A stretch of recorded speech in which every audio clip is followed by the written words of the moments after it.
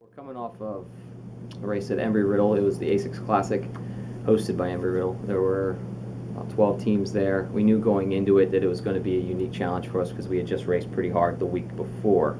We like to race every other weekend, spread our meets out that way. So we had to try to figure out an objective, something to get out of the meet without really going full guns. You know, you don't want to go full guns blazing in there because you tend to have a setback if you're trying to race 2 weeks in a row. So on the men's side, we had a specific objective, which was to practice our pack running. We really wanted to hammer home our number 4 and 5 runners being together, and our 1 through 3 runners were going to stay with them the entire time and help pull them through to a good time. So really it was going to be kind of an off weekend for the 1 through 3 runners and help the number 4 and 5 runners gain some confidence moving forward, with the understanding that if our 4 and 5 runners show up and have good days on the big meets, at the big meets on the big weekends, at our conference meet and NCAAs, our team will do significantly better.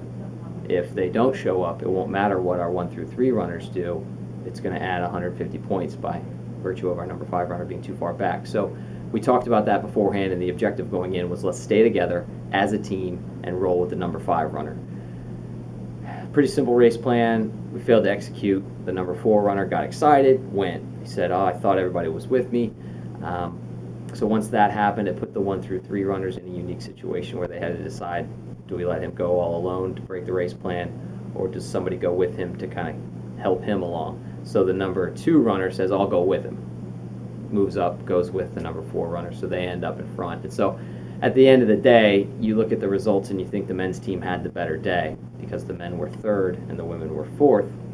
However, the men broke the race plan, and that's why they ended up finishing 3rd.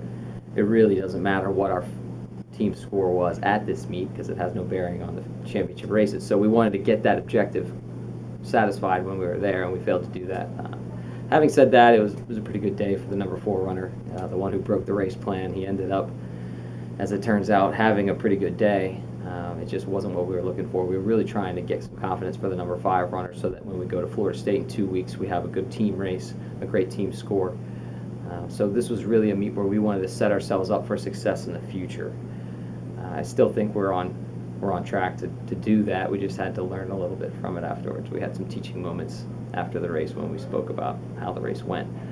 The other objective was to really figure out how to run hilly courses again. It was a challenging course. Times were slow across the board, so they were going to be slow. We wanted to work on, per norm, racing down the hills.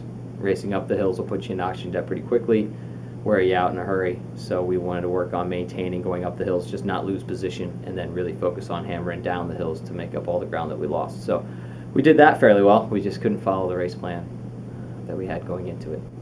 So we'll look to correct some of those mistakes when we go to Florida State, but the race plan will be completely different when we go to Florida State. It'll be probably the first time we really let everybody loose and see what we've got. So it'll be the first test of the season.